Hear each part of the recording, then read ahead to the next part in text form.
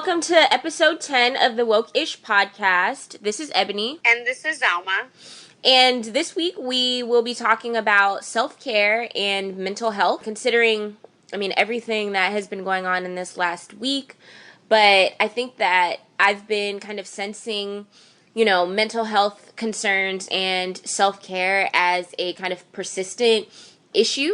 Within, people that, considering, regarding myself, friends, family, and the country in general. I guess just from a personal standpoint, mental health is something that's not discussed at all in the Black community, really. It's starting to get progressively better, but yeah, I've just been feeling really inspired to have more conversations about it. So before we get into just the heavy conversation, we wanted to start off the episode with our shout outs. Mm-hmm. And so the first shout out going to go to Oprah Winfrey, and she got her own exhibit at the Smithsonian National Museum of African American History and Culture. And if you don't remember, this is a museum that was recently opened under the Obama administration, just highlighting not only African American history, but also the contribution of African American individuals to culture. It was really cool because you were able to see just her reaction to seeing her exhibit. So just really excited for her and just really happy that she's getting not only recognition, but also being memorialized in a museum. Yeah, shout out to Oprah, always killing the game. You can never sleep on Oprah. She's just always doing things. Yeah. She's so impressive.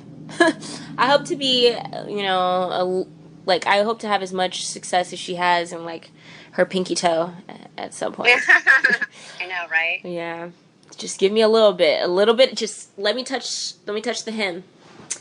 Yeah. Okay, moving on to our second shout out. The second goes to Mariah Parker, a 26-year-old Georgia politician who was sworn in as an Athens Clarke County commissioner in Georgia on Tuesday, June 5th. She was actually sworn in on a copy of Malcolm X's autobiography, which is, really, need I say more? It doesn't get any doper than that. I thought that this was, super interesting and impressive that she did this following the whole, Roy Moore conversation at the close of last year, where he said that Muslims couldn't hold elected office in the U.S. because you have to be sworn in on the Bible, and he was dead ass about this. And here we have this young Black woman being sworn in on a copy of Malcolm X's autobiography. I'm just so impressed by her.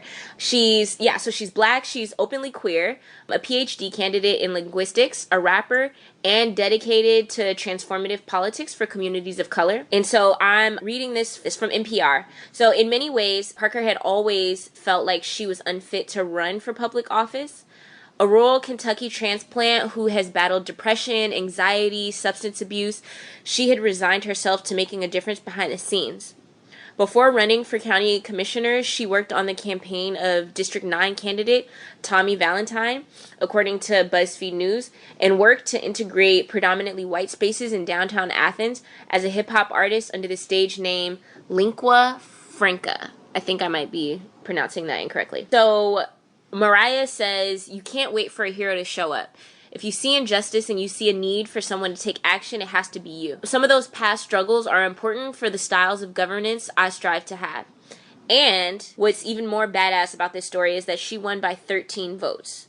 So literally every vote counts. You don't have to be the most popular person. You don't have to get all the votes in the world. You don't have to get some petition with hundreds of thousands of signatures.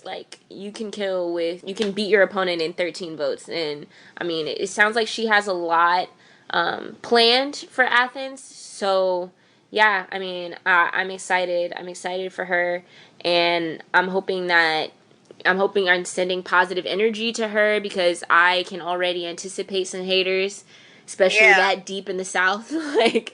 That's deep. So she's already set a precedent. We already know where her social, political, leanings lie. So yeah, good for her. Yeah, and also just shout out to her for not changing her image to feel like she has to appeal to, because I think sometimes with minorities or people who come from minority communities, it feels like numerically we have to change ourselves or sell ourselves or market ourselves in a way that's most appealing to the predominant group, and that's not what she did. Like, in everything from the way that she looks to the way that she is to the way that she inaugurated.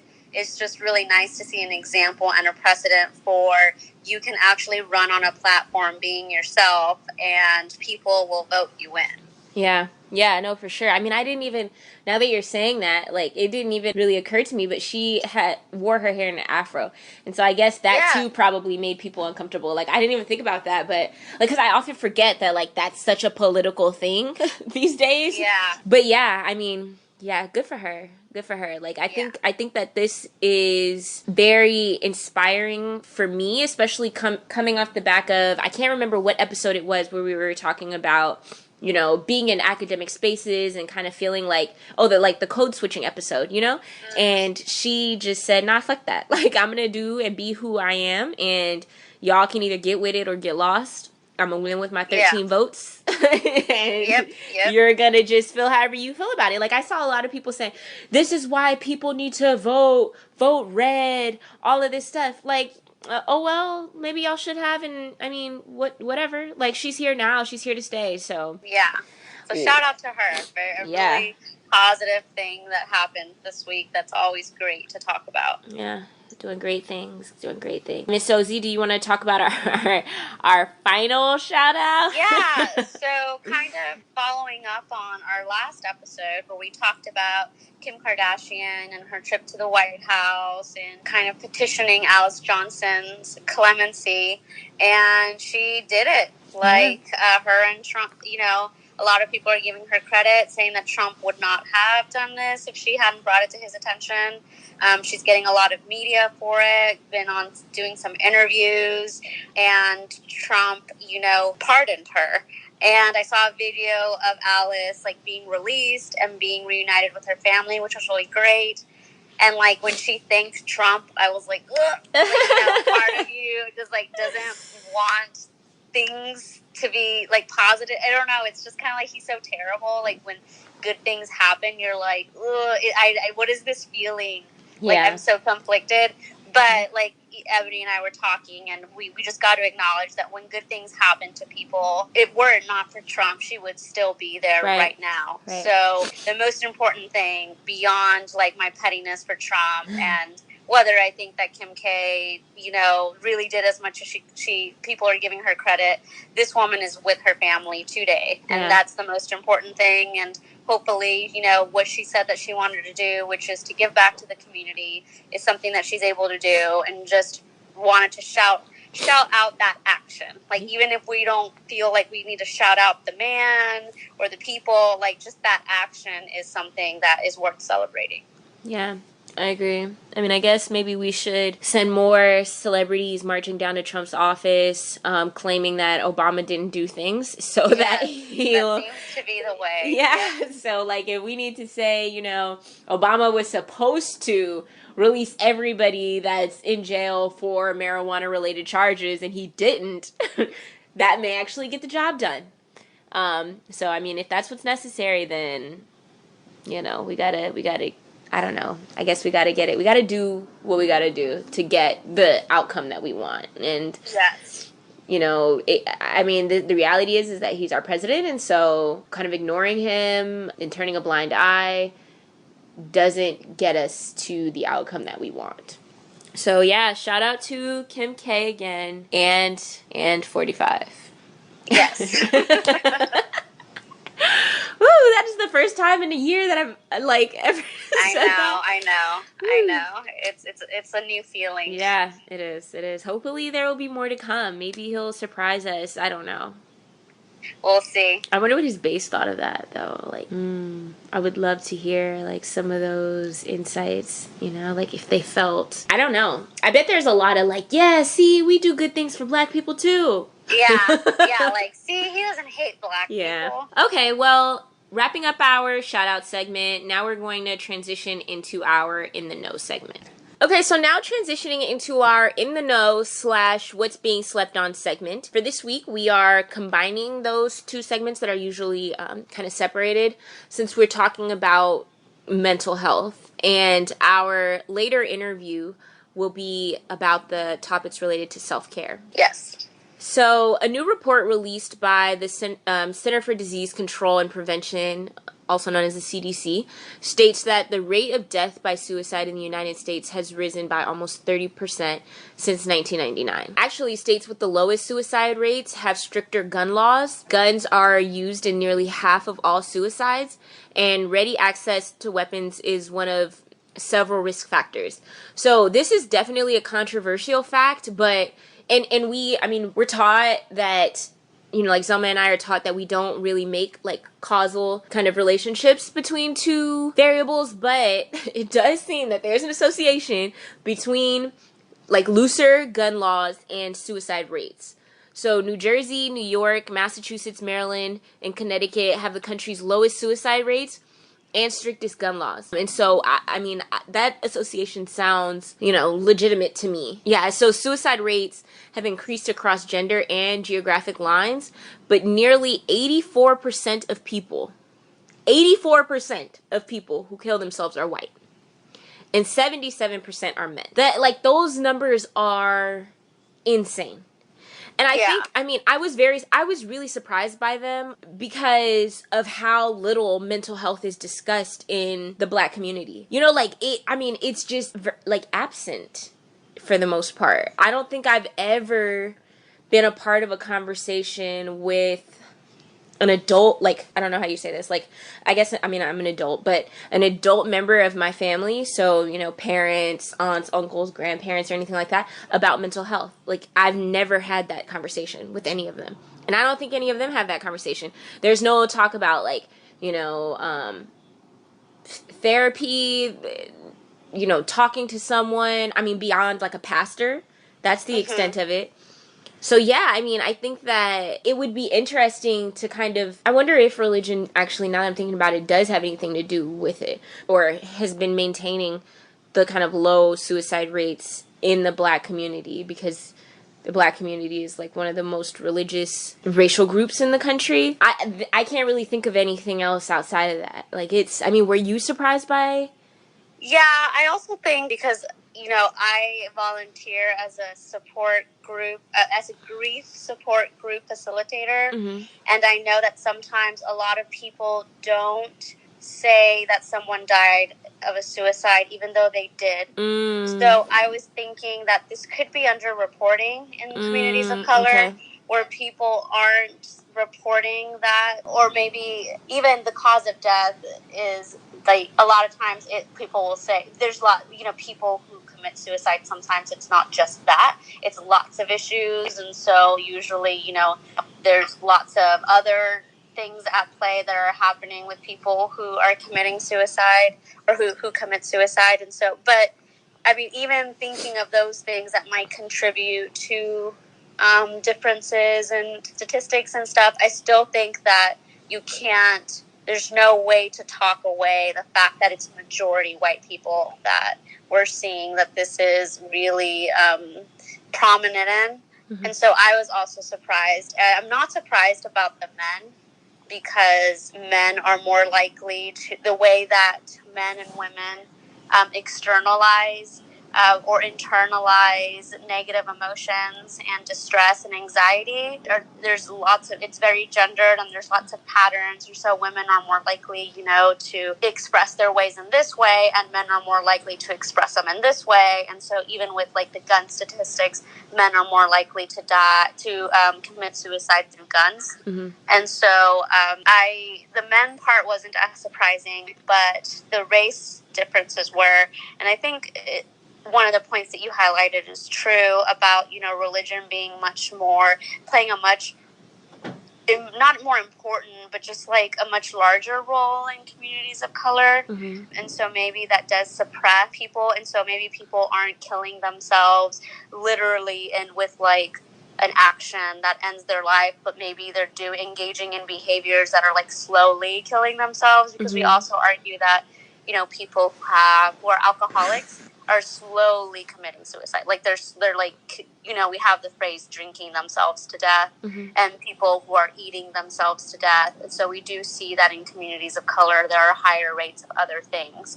So I don't know. I think that this may be a result of maybe among certain communities, people express and engage in these certain types of things. But I honestly don't think that there are less depressed people in certain communities than other. I think like depression and anxiety is something that impacts all groups, and especially with, I think, communities that have an accumulation of burdens and obstacles, especially in this context.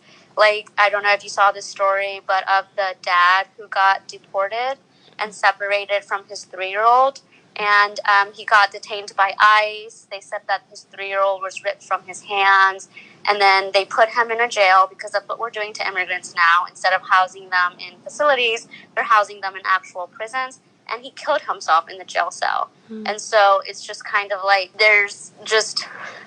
I feel like maybe there's just not as much attention on certain communities, and we're not getting an accurate reflection of what suicide and of rates, and maybe there's some underreporting going on, maybe some reframing of maybe this person didn't die by suicide, but just, die by cirrhosis of the liver or something.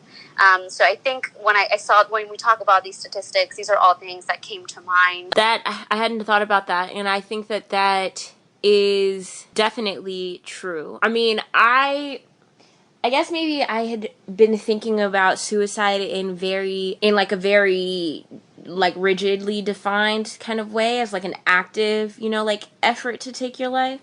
But I do think that, I mean, there are tons of cases, like even anecdotally, people that I know that know and have been told by doctors that if you continue to drink, you will die, and continue to do it. But I guess in my mind, I've kind of separated, addiction from suicide, but I do think that there are ways that they could overlap, and that's definitely an issue in communities of color, undoubtedly. So we kind of were prompted to have this conversation given the, kind of more public conversations about suicide in this last week, following the deaths of 2 celebrities. Z, do you want to go through these folks? Yeah, so I think it was a Tuesday, Kate Spade committed suicide, and I'm taking this out of a New York Times article, and it said Kate suffered from depression and anxiety for many years. Spade's husband, Andy, said in a statement on Wednesday she was actively seeking help and working closely with her doctors to treat her disease, one that takes far too many lives. We were in touch with her the night before, and she sounded happy. There was no indication and no warning that she would do this. It was a complete shock, and it clearly wasn't her. There were personal demons she was battling. And then to add to that, she has a 13-year-old. And although she was separated from her husband, he was very clear in saying that they were not heading for divorce. They were just like trying to work something out. And just in reading that, what I thought was just that they were saying that this was a complete surprise, even though they're saying that she suffered from depression and anxiety for many years. Me personally, I have a major depression disorder, and I've had it since I was a teenager. And depression is something that's not just situational. It's not just, oh, I had a bad day, or I had a breakup, or, I'm feeling really blue today, but it can be very chemical based. So like sometimes for some people, there are things that aren't working the way they should in your brain, and it causes you to have these very, very intense, really overwhelmingly sad moments. And so when he's saying that there was no indication or warning that she would do this, that it clearly wasn't her, just kind of highlights at the type of depression where I think that sometimes for people, there are moments that seem so overwhelming that you're just thinking about that particular moment. But were you to wait a couple days, or were you to ask them about something a week or two, not feel the same? And that's just the way that depression works for some people. And so I think that's what makes depression and anxiety and suicide so just difficult and complicated and sad. And it's because it is something that I think just for some times and in some situations it is, and a lot of people were saying like it, in response to this is like, reach out, like check on your friends, like make sure that they're okay. And a lot of people were highlighting that she was a wealthy woman. She was a designer. She had, she was well known. She was in magazines. Like people knew who she was. She was famous. And sometimes we look at people who have money, who have fame, who seem to have a lot, and we think, what could you possibly, like, you have a lot of things that you should be thankful for, especially like having a 13-year-old child. And so just thinking like, if someone who had all of that saw as their option to not be here anymore, then it must have been such an incredibly overwhelming feeling. And so when I was reading about Kate Spade and her story and what her husband was saying and what her friends were saying, that's what was coming to mind, is just that, and anxiety and suicide as just one-dimensional and in one certain way. And we actually don't realize that it's just much more than that, and it's much more complicated. And it can, sometimes it's accidental, sometimes it's on purpose. Sometimes it was sad, and it was a sad way to start the week. And then a couple of days later, we get the news that Anthony Bourdain had committed suicide. And so this is also from a Rolling Stone article, and it says, Anthony Bourdain, the chef, writer, and Emmy-winning television personality, died Friday morning of an apparent suicide at the age of 61. His death was confirmed to CNN, which reports that the Parts Unknown host was in France filming an episode of the series when chef Eric Rybert, a longtime friend of Bourdain, found him unresponsive in his hotel room. And Bourdain also has a child who's 11. And his situation was that he was like in the middle. They said because he was in the middle of shooting an episode, because he had just been with his friend, because he had just done like a lot of actions that reflected that he was preparing to continue planning, in long-term plans. They believed that this was an impulsive decision, and it wasn't one that was, some people plan their suicide weeks, months in advance, and they don't think that this was the case with Anthony Bourdain, which I think also again highlights that depression is not just, and suicide is not just something that some people really contemplate for a long time and really like plan for, which does happen for a lot of people, but sometimes it is just a decision that some people make, and we don't know why, and we don't know what led to that, which also highlights, I think, a further problem, which is like sometimes we don't even know the people that we think that we know. And so I don't know, like, Ebony, what did you think as you were, I know like you were vacating out, and so you came back and it was just sad news about like, oh, this person died and this person died. I was like, God, I miss so much. Like, what the fuck is going on?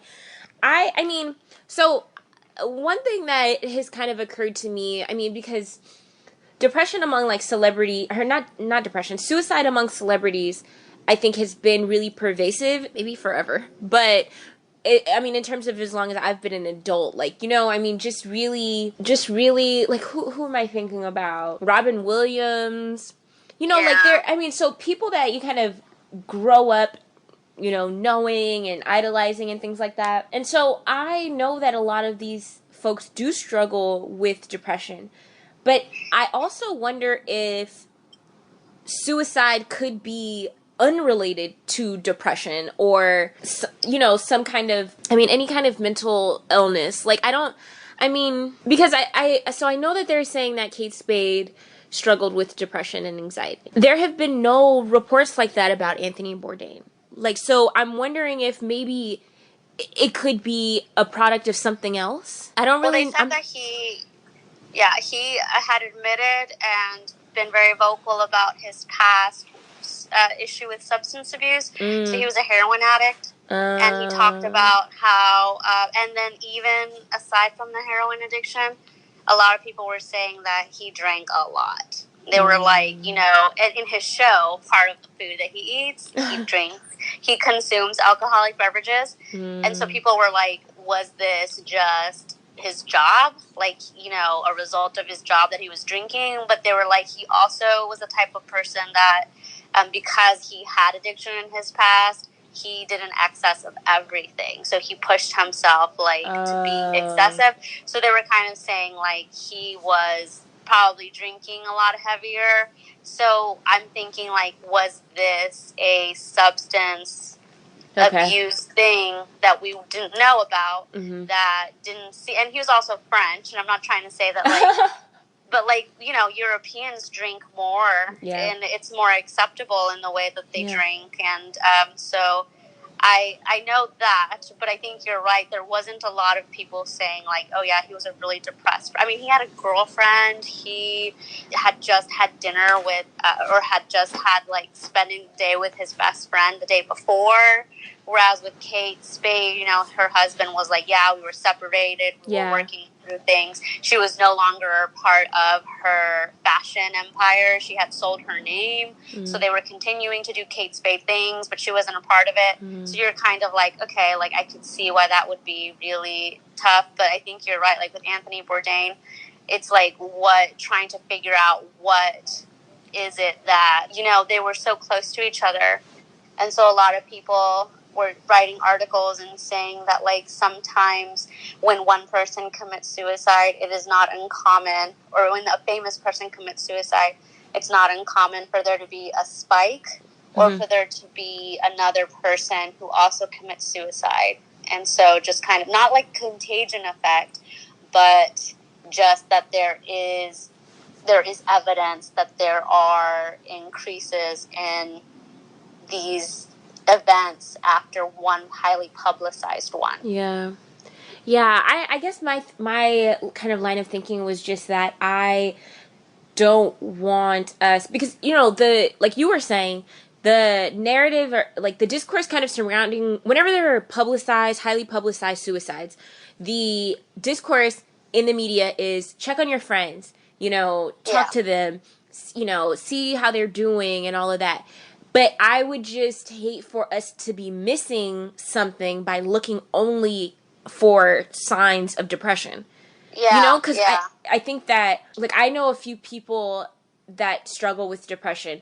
And like you're saying, it's, well, one, there's a very big difference between people that struggle with depression who have been diagnosed, who are on medication, and people who are not. And so a lot of times it's difficult for a person to even articulate what's going on. Or that there is anything wrong. So how do you even and if they, whether or not they recognize or feel like something's wrong. So how do you even have that conversation when it's something that they are kind of maybe not dealing with, not actively dealing with? You know, I don't want us to have like tunnel vision and thinking that, you know, these are the symptoms of depression. This is what we should be looking for among our loved ones. And this is how, you know, this is how you help to prevent suicide, and then kind of miss something that wasn't on our radar. So yeah, I mean, I don't know if, like, what the other things are, or what the other ways are that we can, you know, help to mitigate this. Because I mean, I'm even thinking about last year. Like, it seemed like the last 2 years, like kids, like young kids, were also committing suicide at like super high. I mean, it seemed like it was super frequent. I was seeing something about it being reported in the news constantly. And so it's like, even conversations like that, like, how do parents have conversations with their children? You know, what kinds of questions do you ask? What are warning signs? What do you look for? I don't know. Yeah, no, I mean, I think you're right. And I mean, I have a psych background and I worked in mental health clinics, and there's very tunnel vision sometimes about, like, this is the checklist of people who are at risk. Mm-hmm. Do they say they want to die? Yeah. Do they say that they don't want to be here anymore? Do they start giving their stuff away? Are they withdrawing?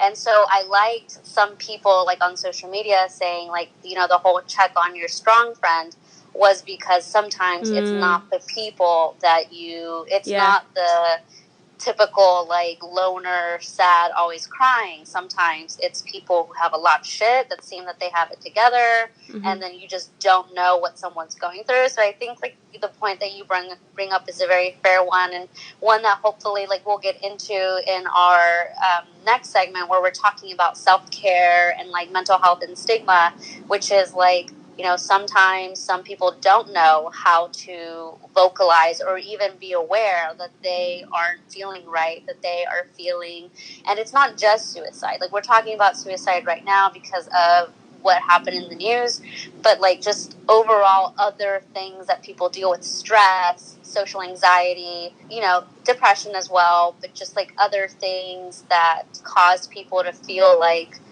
life can be very overwhelming, especially when we're exposed to so much school shootings and deportation news and just like all this terrible stuff. And so we just wanted to kind of spend some time in this episode to make a bigger discussion around the suicide and what do we do. Yeah, I think that like that last point that you made is super important, because I feel like we don't have enough conversations about it. So when someone is struggling, that increases, I think, the likelihood of feeling alone, or like you're the only one going through this, you know, because this conversation still isn't normalized, even though these incidents are like so pervasive. You would think that we would have more conversations about them, and that, you know, we would try to help people feel less isolated and alone in what they're going through. I think that we still have a long way to go as far as that's concerned. And, you know, even if it's not, it doesn't necessarily have to be checking on your friend to see if your friend is bummed or sad, but just, you know, sharing your own kind of feelings and what you're going through, I think could help encourage someone else to, you know, divulge whatever they're feeling as well. We are going to wrap up there and transition into our interview with our friend and colleague, where we're going to talk about self-care. So stay tuned. So I strongly suggest that you wake the fuck up. Okay, so now transitioning into our What's Being Slept On interview with our friend and colleague, Santi. Hi. So we're going to be discussing self-care, what that means to us, and kind of some of the things that we do to care for ourselves. Before we get there, I kind of wanted to give a little bit of, I guess, sort of a definition that I found online that seemed to make the most sense to me. So this came from psychcentral.com, and they say that self-care is any activity that we do deliberately in order to take care of our mental, emotional, and physical health. Although it's a simple concept in theory, it's something we very often overlook. Good self-care is key to improved mood and reduced anxiety. And reduced a ton of other things too. It's also key to a good relationship with oneself and others. So basically just making sure not to neglect the things that make you feel good. So listen to yourself, like your mind, your body, and make sure that you're prioritizing doing the things that put you in a good space. One thing that they noted on the site that I thought was pretty important is that, you know, there could be a common misconception that self-care is selfish.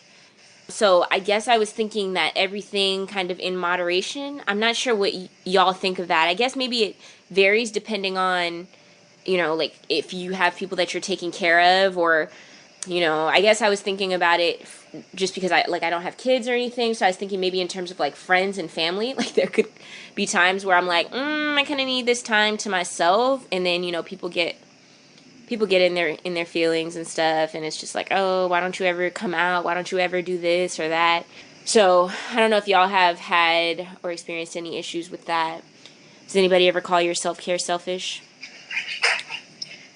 I think that in general, you know, people may think that self-care could be selfish, especially if you're a millennial and you're saying that you're, trying to take care of yourself, because I guess there is a perspective that if you're not taking care of others, then, you're not doing what you're supposed to be doing as a family member, as a friend or a colleague or things like that.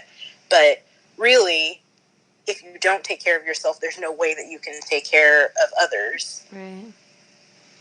Right. No, that's, 100%. Like, I wonder if people even recognize that, like, if they're, because I know that if I say, for instance, like, go too long without, I don't know what, working out, or maybe even watching some of my favorite shows, or like eating foods I like there's probably going to be a change in my attitude. But if I am sacrificing those things for someone else, I wonder if they would even value that sacrifice or care or notice, that like, oh, I took away from Ebony's, fill in the blank time. And so now she's in a shitty mood. Like, does that matter to those folks at all? I'm not even sure. Yeah, for me, like, being Latina, there's a lot of, and I'm not just speaking like from experience, but also from research, that there's a lot of expectations that you have to like put family first, and you have to like help family whenever they need it, no matter what, no matter what you're doing. And so there's been just a lot of times where I felt like even though I wasn't able to help someone because I myself was in need of self-care, like I needed to help a family member out. And then in that case, I like even feel like I would think that it was selfish, but that's just because in that context of my family, it's like, if family needs you, then they need you, no matter if you're not able to help them. And so that's been like a thing that I've had to learn in my dynamic. And I know among my other Latino friends is like being able to say like, I'm sorry, I just can't answer the phone call right now and like talk you off a ledge because I am in need of some just like energizing myself. And I know that like my mom would probably, if she knew that I was avoiding her phone call on purpose to recharge, would be like, oh my gosh, that is so selfish. But like if I were to answer that phone call, the help that I would give her would not be helpful to her, and also would like be hurting me. Yeah. And probably half-assed. Like, you can't give all of yourself if you don't have the energy, if you're not caring for yourself, then you can't care for anybody else. But I think the point that you were making early on, Santi, I think was really good. Like, I was telling Zelma earlier that these kind of conversations were completely absent when I was growing up. I've never had conversation with any adults in my family about mental health, about self-care, any of these things. So I do feel like, I've also similarly had conversations with my mom, especially being from out of state, like, or just family members in general, like, when are you going to come home? Why are you doing these things? And it's like, well, I have to, if I'm going home, that's me sacrificing time doing anything else here, And so I think that there is kind of there isn't much recognition or understanding of kind of this millennial idea of self-care among older generations. It's kind of my perception. Yeah. It's like, what? You need to be by yourself? What? What does that even mean, That's a really great point. And even the research points us in the direction that, taking care of yourself and all of these like different, what could be considered as health behaviors, or they're learned, they're passed down, we share them. So if we don't practice self-care, we probably don't do it because our parents didn't, and if our parents didn't, it's because their grandparents didn't. And so when it looks like our generation is moving towards this self-care movement and trying to take care of ourselves, it looks very odd. Because we're doing something that they hadn't done before, or that they may not recognize, and it probably does look really selfish because we didn't talk about it, because maybe we didn't have the words, or they didn't have the words. Right. Something I've been thinking too is, I guess I've been wondering, is like, why does it seem like we're, all of these kind of new things are being discovered or evolving?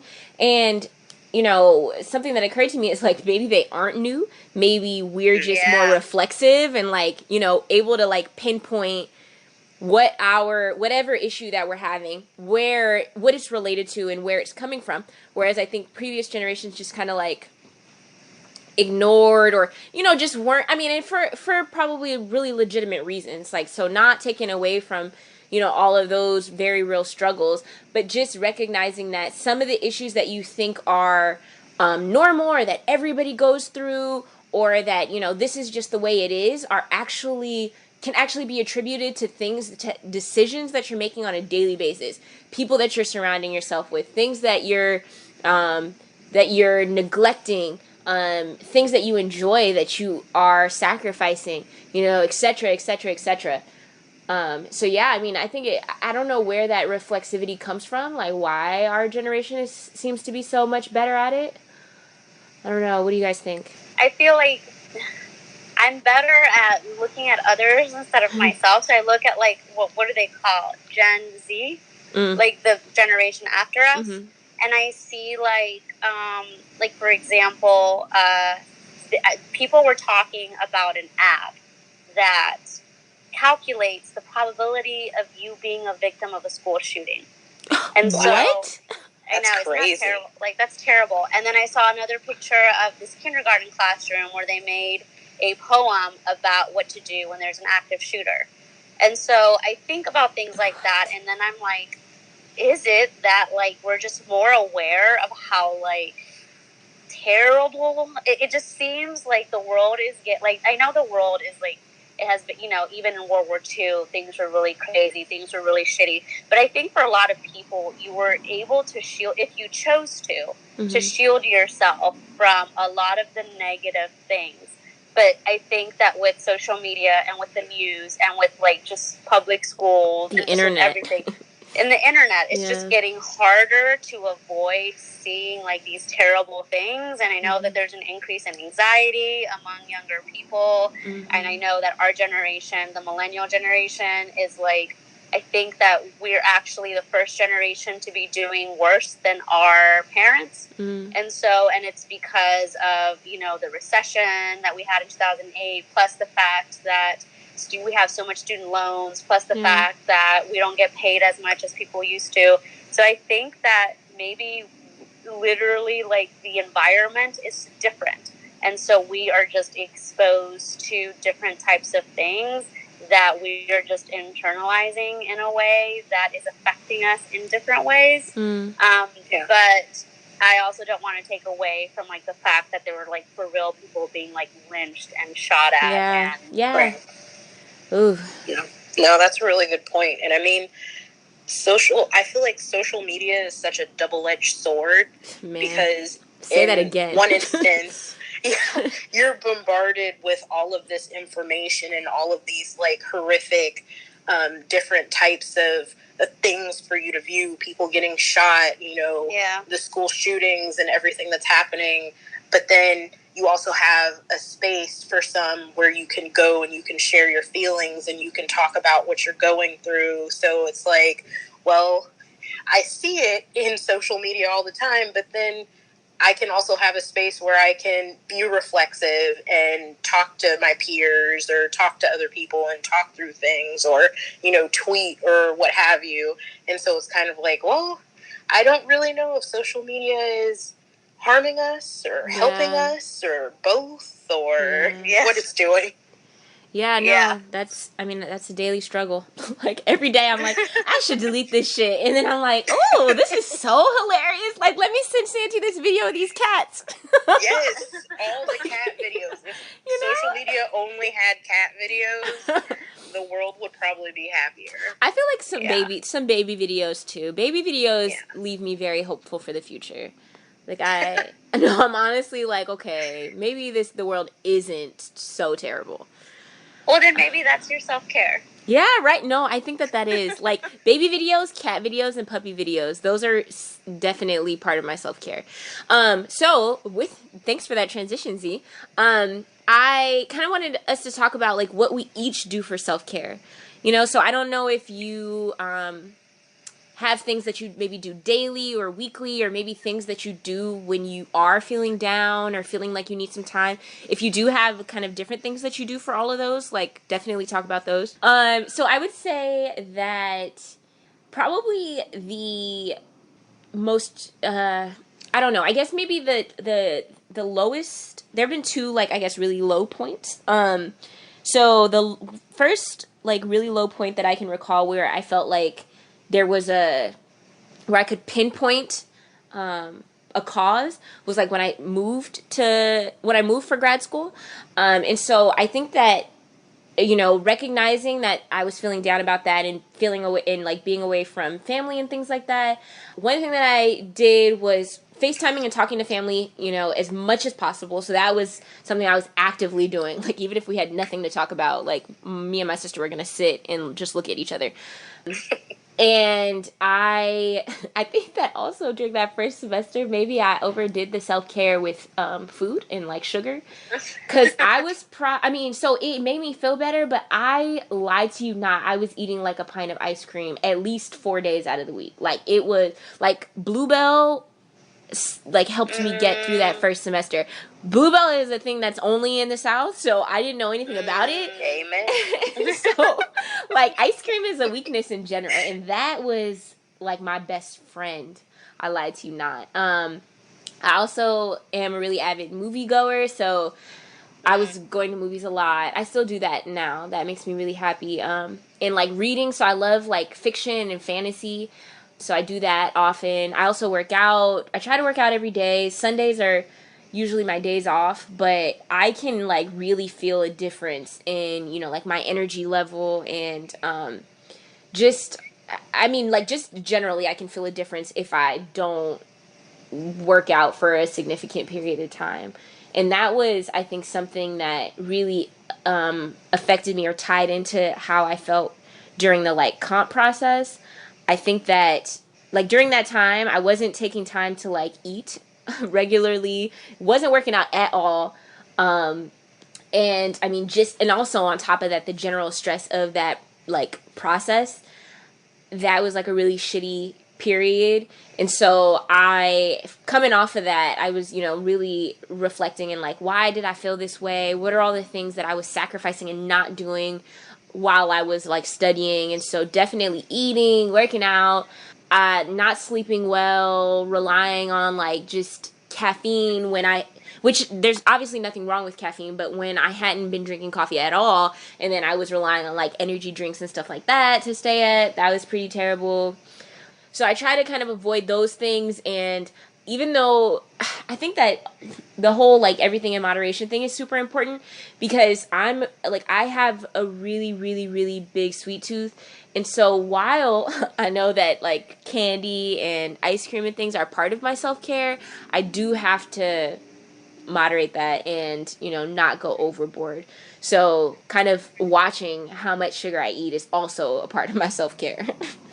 I think that's, I'm trying to think if there's anything else. I also go on a lot of vacations, so I think that that's a thing too. I almost forgot to mention that. Like, I just generally have a hard time sitting still. And even I think looking for flight deals or looking for vacation deals could also be a part of my self-care. Like, just imagining myself visiting someplace else, even if I don't end up going. It's like, I would love to be, you know, here. I follow a lot of like travel pages and stuff on social media. That's awesome too, and envision myself in those places. Yeah, I think that's pretty much it for me. Maybe something that y'all say will spark something else, and I'll be like, yeah, me too, I love that. I feel like self-care for me fluctuates and changes with every place that I move or every major event that happens in my life. So, like you were saying with exercise, when I first started grad school in Atlanta and went to Emory, I was working out 5 times a week. And that was my self-care. Every day I was, after school, I was going to the gym and I was working out.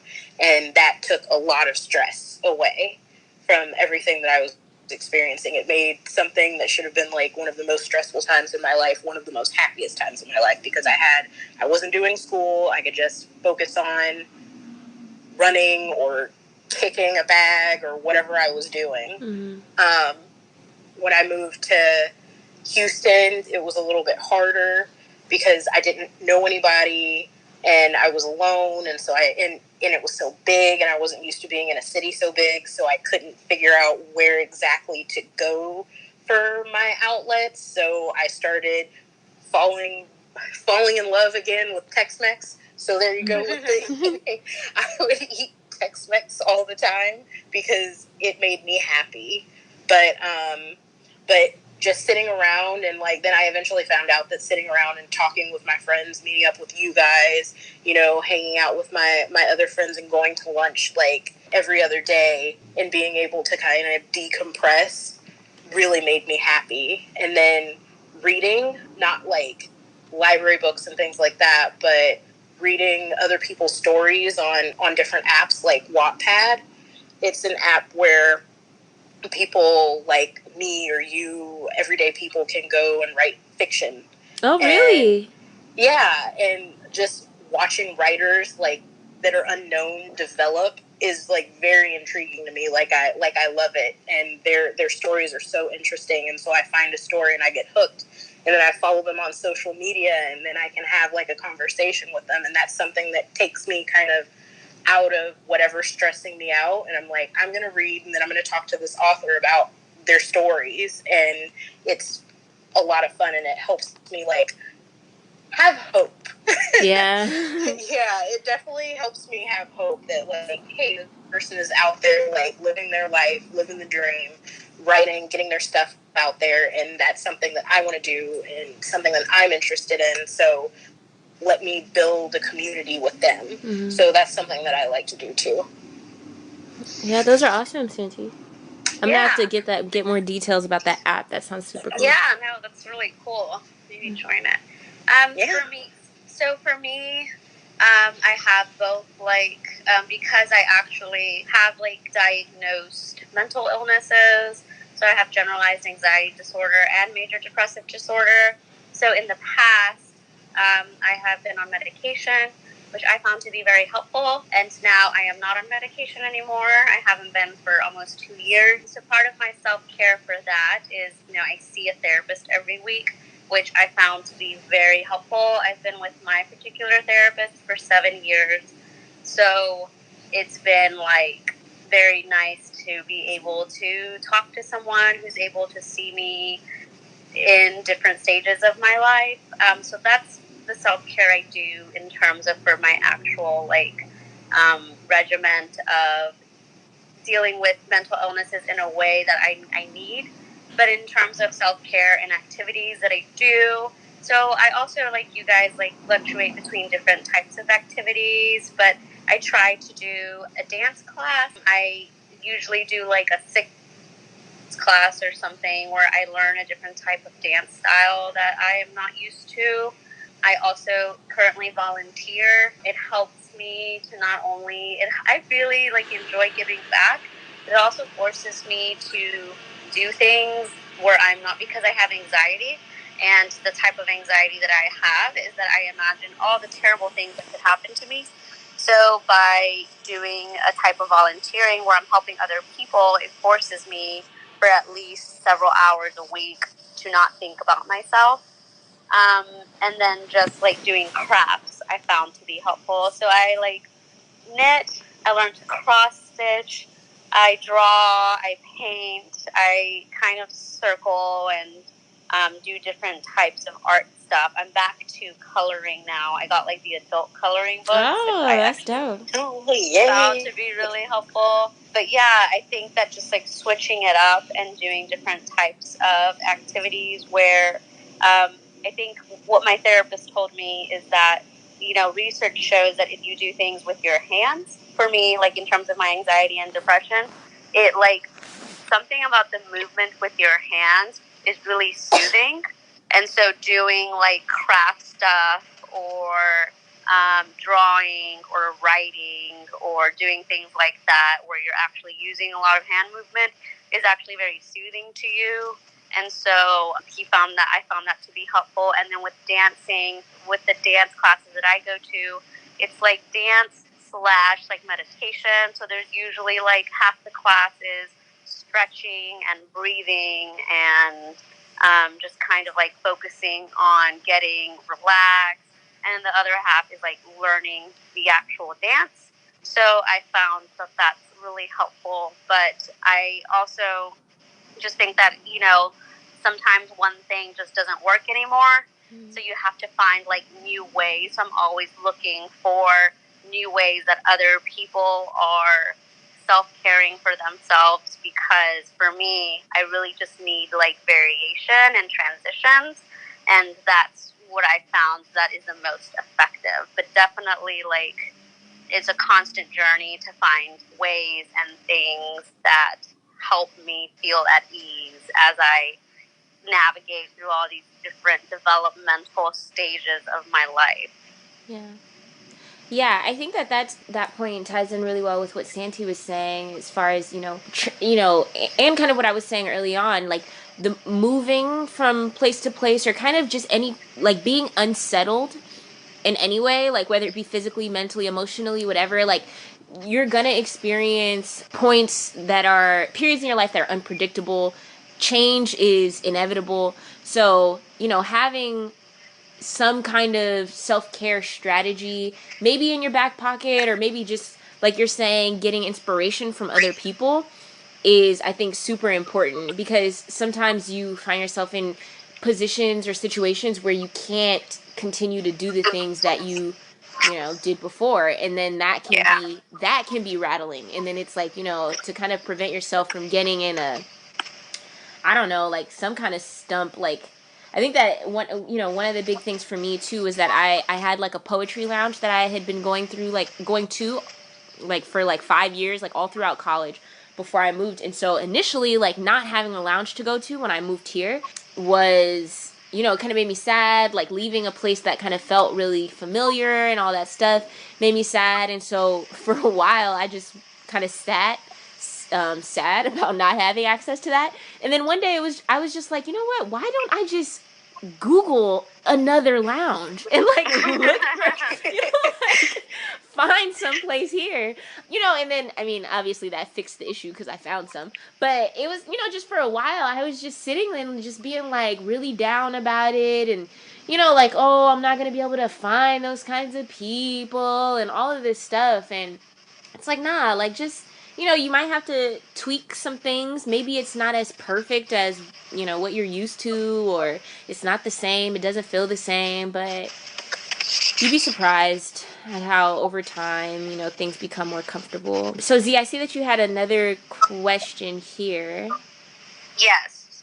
Like one final question that I wanted to make sure we touched on is just like, and I'm calling this like mental health stigma, but it doesn't have to be mental health. It could just be like stigma associated with admitting that you are overwhelmed or not okay or not feeling like you should. Because I think sometimes we get a sense that I'm not feeling like I should. Right. And I just wanted us to talk about what we see in our communities, because, what we bring in the podcast is what we see in our prospective communities. And so how that stigma impacts how people ask for help.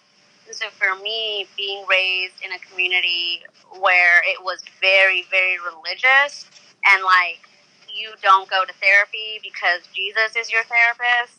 So kind of like, you pray. If you have a sadness, you pray, which, can be helpful. And it's part, for me, I pray as well. And I go to church with my mom when she wants me to. I'm not going to lie and say that I go to church all the time.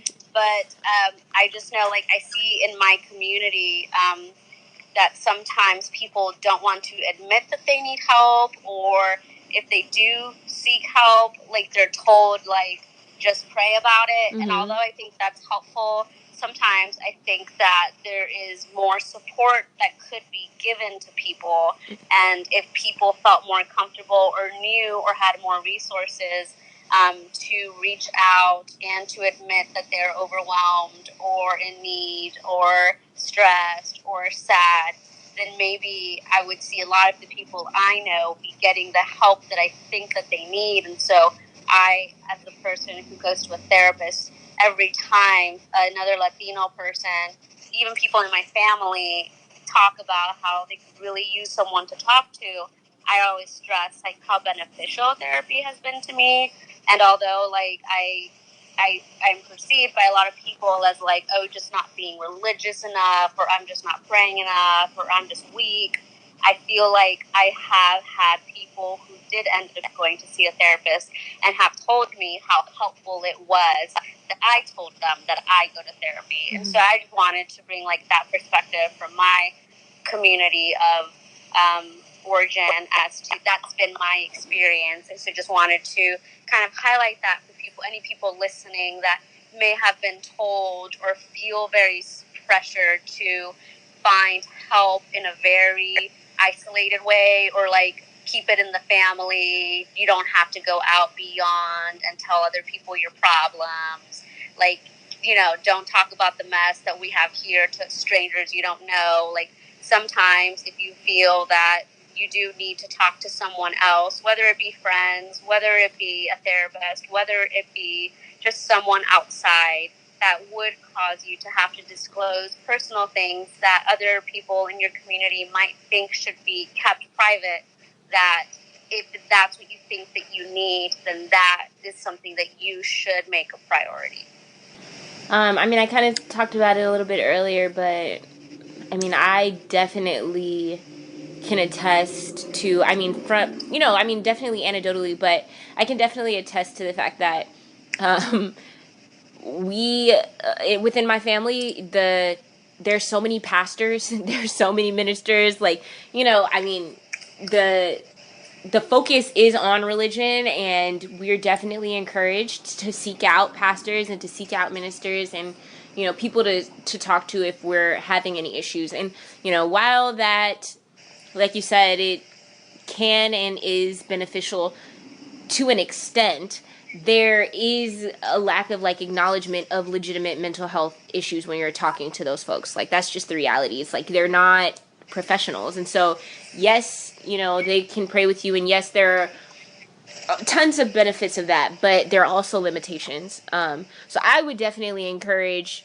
folks who do talk to you know, whatever religious figure in their life, to also couple that with a therapist. Like, I think that, you know, those two together would give you the most benefits. Yeah, absolutely. And I think for me, it was less of a religious piece and more of something else that Zelma had mentioned, which was like weakness, like showing weakness. And especially I feel like in the Black community, if you even think about seeking out help beyond the church, then you're weak for some reason. Showing any kind of like emotion, or maybe suggesting that you have depression or some kind of mental health disorder is a sign of weakness, and you have to be strong, and you have to deal with it, and you have to like go through the motions, and this too shall pass, and you know, all of these different sayings. And it's kind of like, well, damn it, maybe I need to talk to somebody else. You know, maybe Pastor blank and blank isn't enough for me. But I definitely think that there's something that in a lot of communities we need to get over, in terms of thinking that, you know, because you feel like you need help, that means that you're weak. I think the strongest thing that you can ever do is ask for help. Right. Because it's hard, you know? And I think that if a lot of people took that perspective, a lot of people in the church, a lot of different family members, you know, I think that we could start to have more open discussions about mental health, and we could start to have more discussions about depression, and we could start to take on, you know, these issues head on. We could start to talk about suicide, and we can prevent a lot of the things that we see going on today from happening to especially the younger generations and everything that's going on with that. So Right. Yeah, no, I totally agree. Yeah. Okay, well, do y'all have anything that you would like to add?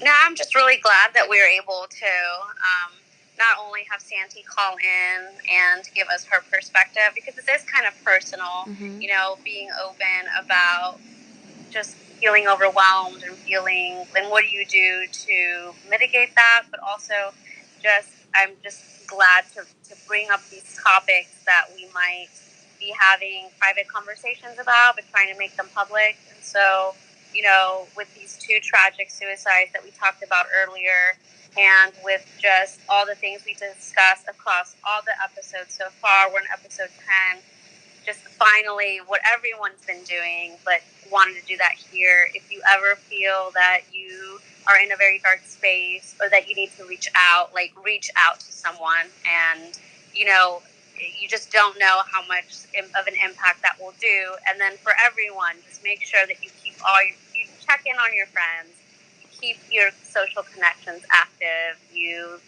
keep everyone updated, and just make sure that we're all doing okay, because we can't get through this without each other. yeah, absolutely agreed. And I just wanted to throw out the number for the National Suicide Prevention Lifeline, 1-800-273-8255. You know, just reiterating the point that there are mechanisms for people to go to. You can call, you can text them, you can chat.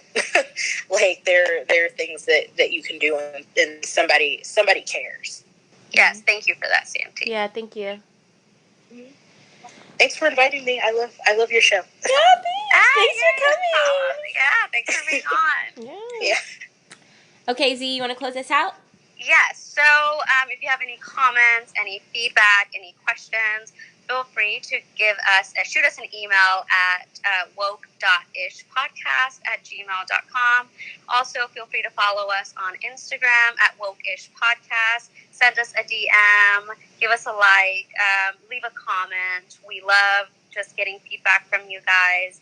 Also, follow us on Twitter. What's our Twitter, Ebony? Woke-ish pod. Yes, so 3 ways to reach us: email, Instagram, and Twitter. Once again, just thank you so much for listening, and we'll see you guys next week. Thanks for listening. Bye. Bye.